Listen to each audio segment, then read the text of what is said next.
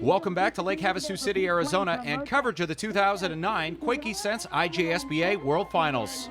The 17-year-old Kevin Retterer of Austria has been making quite a name for himself this week as he's set to compete in Pro-Am ski stock. But first, let's visit with Don Dawson, who's in Performance Alley. Don?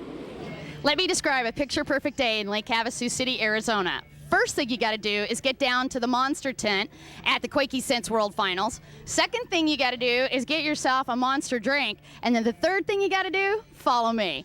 Head right out here so that you can get the best seats in the house. Look at this. We've got couches, tables, good-looking guys, and the greatest place to hang out and watch the Quakey Sense 2009 World Finals. I'm in heaven. And thanks to Don Dawson as we get set to look at highlights now from our opening moto for Pro-Am ski stock. Kevin Retterer, last year's defending champion, starting to the inside.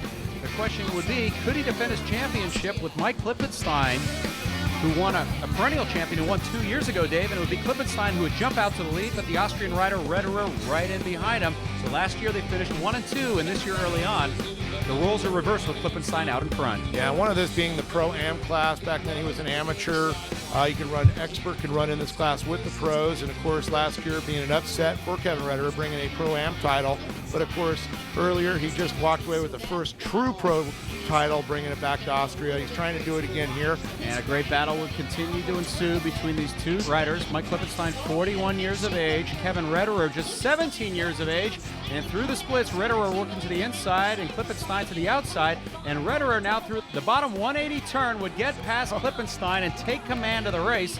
So the youngster, he's actually young enough, I'm sure Mike Klippenstein doesn't want to hear this, but young enough to be his son, would take the lead in this race. But it would be short-lived as Klippenstein would return the favor through traffic and get past Retterer for the lead as these two would go back and forth throughout the opening moto. And one thing also about this class being the stock division, there's no internal motor work done, so they're very much being close on an even playing field, and that's what's important.